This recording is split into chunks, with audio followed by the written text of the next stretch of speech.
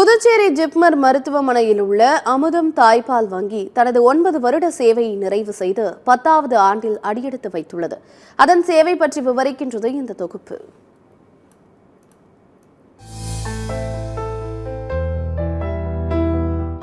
பெண்மைக்கு பெருமை சேர்ப்பது மகப்பேறு. அதை காட்டிலும் குழந்தைகளுக்கு கொடுக்கும் தாய்ப்பால் மாண்புமிக்கது. எத்தனையோ வங்கிகள் இருந்தாலும் மனித உணர்வை காக்கும் வங்கியாக திகழ்கிறது தாய்ப்பால் வங்கி. உலக சுகாதார நிறுவனத்தின் அறிவுறுத்தலின்படி முதலங்களுக்கு குழந்தைக்கு தாய்ப்பால் மட்டுமே கொடுக்க வேண்டும். அப்படிப்பட்ட தாய்ப்பால் வங்கி ஜிப்மர் மருத்துவமனையில் அமுதம் தாய்ப்பால் மையம் என்ற பெயரில் 2016ஆம் ஆண்டு முதல் செயல்பட்டு வருகிறது. கடந்த 9 ஆண்டுகளாக இந்த தாய்ப்பால் வங்கி மூலம் பச்சிளம் குழந்தைகள் பலர் குணமடைந்து உயிர் பெற்றுள்ளனர். அதிக பிரசவங்கள் நடைபெறும் ஜிப்மர் மருத்துவமனையில் தாய்ப்பால் வங்கியின் சேவை அளப்பரியது. தாய்மார்களால் சில காரணங்களால் குழந்தைகளுக்கு பால் கொடுக்க முடியாத போது தானமாக பெறப்பட்ட தாய்ப்பால் இந்த குழந்தைகளுக்கு ஒரு வரப்பிரசாதமாக அமைகிறது. உலகத்துல எந்த மூலையில குழந்தை பிறந்தாலும், நிறை மாத குழந்தையா இருந்தாலும் சரி, குறை மாத குழந்தையா இருந்தாலும் சரி, எடை குறைவுள்ள குழந்தையா இருந்தாலும் சரி, அந்தந்த குழந்தைங்களுக்கு அவங்க அம்மாங்க மொதல் 6 மாதங்களுக்கு தாய்ப்பால் மட்டுமே கொடுக்கணும். அப்படி மொதல் 6 மாதங்களுக்கு தாய்ப்பால் மட்டுமே கொடுத்தோம்னா அந்த குழந்தை ஆரோக்கியமாக இருக்கும். அந்த குழந்தைக்கு நோய் எதிர்ப்பு சக்தி நல்லா இருக்கும். எந்த நோய் நொடியும் அந்த குழந்தைக்கு வராது. டெலிவரிக்கு பிறகு அம்மாவுக்கு ஏதோ பிரச்சனை, அல்ல அம்மாவுக்கு சீரியஸ் ஆகி அட்மிட் ஆகிறாங்க, இல்லை அம்மா தவறி போகிறாங்க, இது போன்ற சூழ்நிலைகளையோ அல்லது ஏதோ சில காரணங்களாக மொதல் 1 நாள் 2 நாளைக்கு குழந்தைக்கு தாய்ப்பால் சுரக்கத்தில் ஏதோ பிரச்சனையாக இருந்தால் அங்கே ஒரு தற்காலிக நிவாரணமாக இங்கே தாய்ப்பால் வங்கியிலேருந்து பெறப்படுற பால் அந்த குழந்தைக்கு பயன்படுது.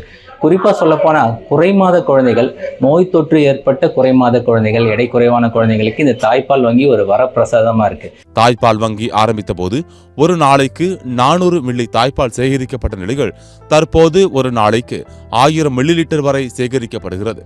தினமும் குறைந்தபட்சம் 20 குழந்தைகள், குறிப்பாக குறைமாத குழந்தைகள் இந்த தாய்ப்பால் வங்கியிலிருந்து அதிகம் பயன்பெறுகின்றனர். சாதாரண பெண்கள் தொடங்கி மருத்துவர்கள் வரை தாய்ப்பால் தானம் செய்கின்றனர். கடந்த 9 ஆண்டுகளில் 3600 லிட்டர் தானமாக தாய்ப்பால் பெறப்பட்டுள்ளது. தாய்ப்பால் கொடுக்குறேன். அதனால தாய்ப்பால் வராத தாய்மார்களுக்கு தாய்ப்பால் டொனேஷன் கொடுத்தா இன்னும் கொஞ்சம் நல்லா இருக்கும். அவங்க வர மதர்ஸ் கிட்டேருந்து பால் கலெக்ஷன் பண்ணி அதை சுத்தமான பாத்திரத்தில் ஊற்றி ஃப்ரிட்ஜில் வச்சு, அதுக்கப்புறம் அது கூலிங்காக இருந்தது, கூலிங் கரைச்சி அதுக்கப்புறம் டப்பாவில் இது பண்ணி மிஷினில் வச்சு காய்ச்சுவோம் சார். காய்ச்சி அது நாங்கள் கல்ச்சர் ரிப்போர்ட்டை எடுத்து அதுக்கப்புறம் கேட்குற பேபிங்களுக்கு எங்கேருந்து கேட்டாலும் இந்த பாலெல்லாம் போய் சேரும் சார். ஸோ வருடந்தோறும் பார்த்தீங்கன்னா ஆல்மோஸ்ட் 10,000 குழந்தைகள் பிறக்கிறாங்க இங்கே. ஸோ அதில் நிறைய பேர் ஆல்மோஸ்ட் 2500 3000 பேர் என்ஐசியூவில் அனுமதிக்கப்படுறாங்க. ஸோ அவங்களில் நிறைய பேருக்கு இந்த தானம் செய்யப்பட்ட பாலானது யூஸ் ஆகுது. ஸோ இது மாதிரி தானம் செய்ய நிறைய பேர் முன் வந்தாங்கன்னா இந்த சேவையை கண்டினியூஸாக மற்றவங்களுக்கும் செய்கிறதுக்கு எங்களுக்கு ரொம்ப யூஸ்ஃபுல்லாக இருக்கும். இந்தியாவில் தற்போது சுமார் 100 தாய்ப்பால் வங்கிகள் செயல்படுகின்றன. பாலூட்டும் அன்னையர் அனைவரும் தாய்ப்பாலை தானம் கொடுக்கலாம். தாய்மார்கள் தங்கள் குழந்தைகளுக்கு கொடுத்து போக எஞ்சிய தாய்ப்பாலை வங்கிக்கு வழங்குவதால் எந்த பிரச்சனையும் ஏற்படாது.